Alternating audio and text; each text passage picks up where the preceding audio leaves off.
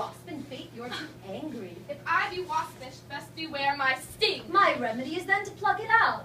I, if the fool could find where it lies. Who knows not where a wasp does wear his sting? In his tail. In his tongue. Whose tongue? Yours if you talk of tails, and so farewell. What, with my tongue in your tail? Nay, come again, good Kate, I am a gentleman. That I'll try. I swear I'll cuff you if you strike again. So may you lose your arms. For you, so you strike me, you are no gentleman. And if no gentleman, why then no arms? I chafe you if I tarry. Let me go. No, not a whit.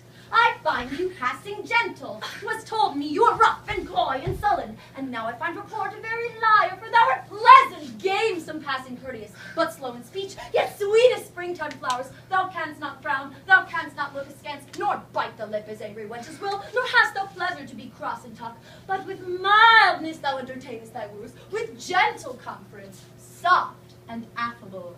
Where did you study all this goodly speech? It is extempore from my mother wit. A witty mother, witless else her son. Am I not wise? Yes, keep you warm.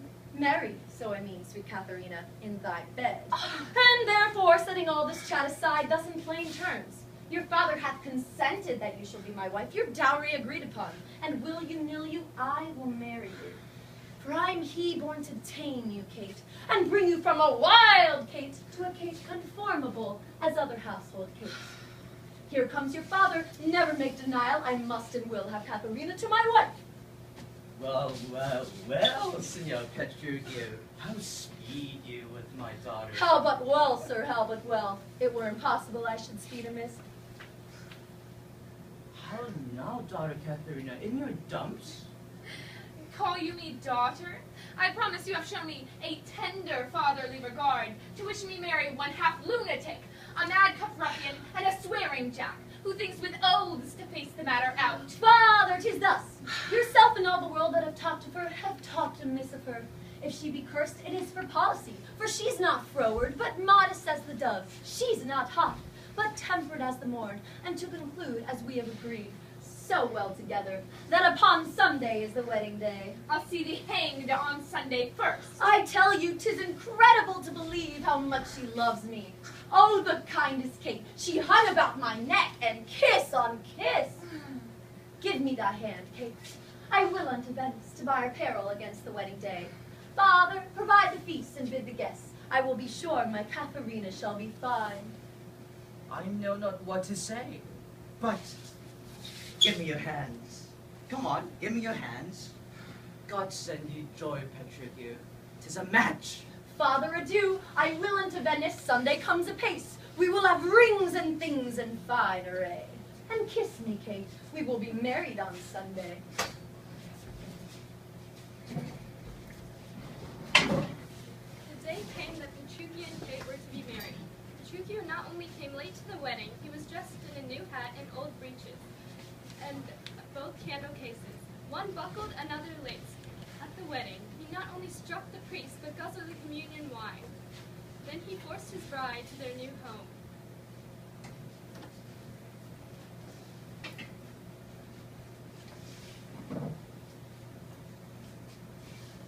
Go, rascal, go, and fetch my supper in. Come, Kate, sit down. Be merry, Kate.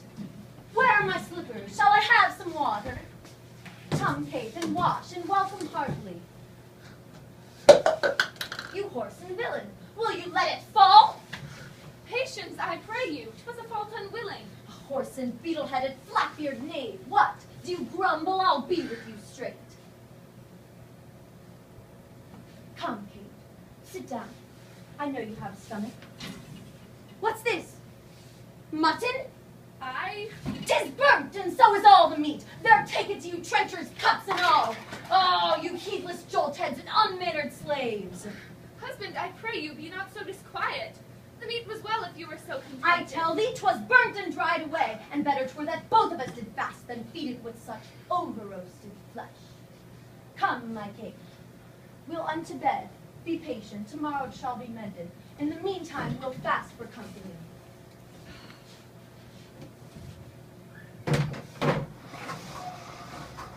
And thus I have politically begun begun my reign, and 'tis my hope to end successfully. She eats no meat today, nor none shall eat. Last night she did not sleep, nor tonight she shall not. This is a way to kill a wife with kindness, and thus I'll curb her mad and headstrong humor. He who knows better how to train a shrew, now let him speak. 'Tis charity to show. Now that Catherine was married off, Bianca was free to be courted, so the competition for her heart and hand heated up. But Bianca's heart belonged to one alone, Lucentio, who was disguised as the tutor Cambio. He confessed his true identity to her, and with it, his love. The other suitors could not believe that her heart had been won over so quickly. Is it possible, friend Lucio, that Mistress Bianca doth fancy any other but Lucentio? I tell you, sir, she bears me fair in hand. Sir, to satisfy you in what I have said, stand by and mark the manner of her teaching. Now, mistress, profit you in what you read. And what master read you? First result me that. I read that I profess the art to love, And may you prove, sir, master of your art. while you, my dear mistress, prove master of my heart.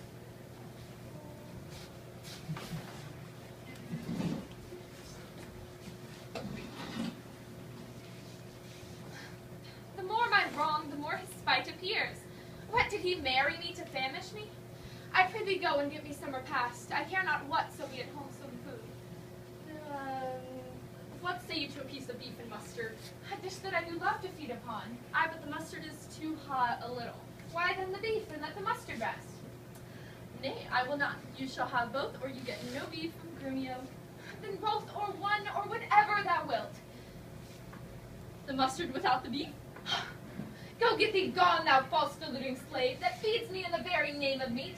Sorrow upon you and on the pack of you, that triumph thus upon my misery. Go get thee gone, I say. How fares my cage, my sweeting all the more? Faith as cold as can be. Pluck up thy spirits, look cheerfully upon me. Here, Kate, see how diligent I am to dress thy meat myself and bring it thee. I am sure, sweet Kate, that this kindness merits thanks. What? Not a word? Why then thou likest it not? Here, take away this dish. I prithee, let it stand. The poorest service is repaid with thanks, and so shall mine before you touch the meat. I thank thee, sir. Kate, eat apace. And now, my honey love, we will return unto Venice and revel it as bravely as the best. The tailor stays thy leisure to deck thy body with his courtly pleasure. Come, tailor, lay forth the gown. Thy gown? Oh, mercy God! What masking stuff is here? What's this? A sleeve? 'Tis like a demi-cannon. What, up and down, carved like an apple tart? Here, snip and nip and cut and slish and slash, like to a censor in a barber's shop. What in devil's name, tailor, call'st thou this? But you better make it orderly and well, according to the fashion of the time. I never saw a better fashioned gown, more quaint, more pleasing, nor more commendable. And gentlemen would wear such gowns as these. When you are gentle, you shall have one too, and not till then. Why, I trust I may have leave to speak, may I not? And speak I will. I am no child, no babe. Your betters have endured me speak my mind, and if you cannot, at best you stop your ears. I will be free even to the utmost, as I will in words. Well, thou sayest true, it is a paltry gown, and I love thee well, and that thou likest it not. Love me or love me not, I like the gown, and it I will have, or I will have none. Your worship is deceived. This gown is made just as my master direction. Oh, monstrous arrogance, thou liest! Away, you fiend, I tell thee I that thou hast marred her gown. Well, come, my Kate, we will unto thy father's house, even in these honest mean habiliments. Our purses shall be proud, our garments poor, for 'tis the mind that makes the body rich. Let's see, I think 'tis now some 7 o'clock, and well, we may come there by dinner time. It is but 2, and will be supper ere we go there. It shall be 7 ere I go to horse. I will not go today, and ere I do, it shall be what o'clock I say it is. So this gallant shall command the sun?